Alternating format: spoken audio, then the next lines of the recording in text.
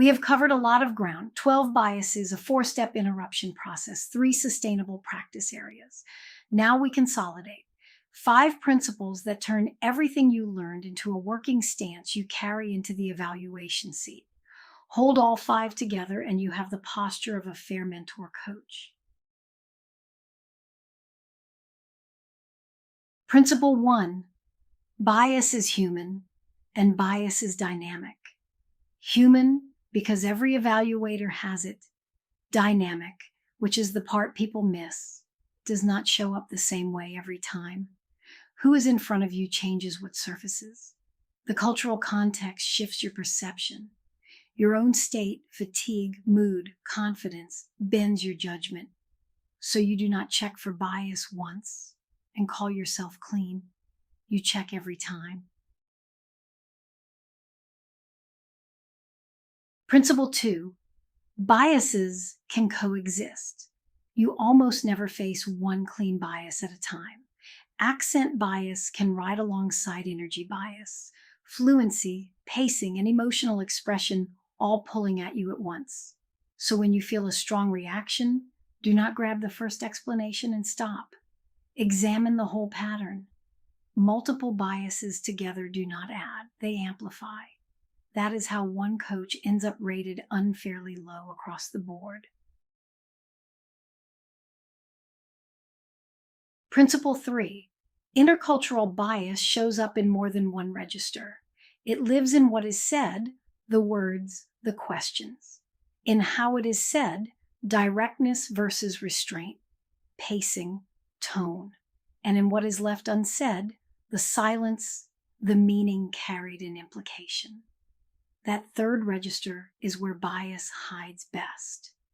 A coach pauses, and one culture hears reflection while another hears uncertainty. Same silence, opposite read. Listen only for what is said, and you miss 2/3 of where culture lives. Principle 4, calibration surfaces the preferences you cannot see by yourself. This is why community matters. Peer dialogue, especially with mentor coaches from different regions and lived experiences, shows you what you would otherwise walk past. When a peer reads the same moment differently than you did, that gap is data. It is the preference you did not know you held, finally made visible. Principle 5, and it ties the rest together. Accountability and compassion walk together. Accountability, you apply the ICF standards consistently, every candidate, no exception. Compassion, you remember the human being behind the evaluation and the cultural complexity in every coaching interaction. These are not opposing forces to trade off.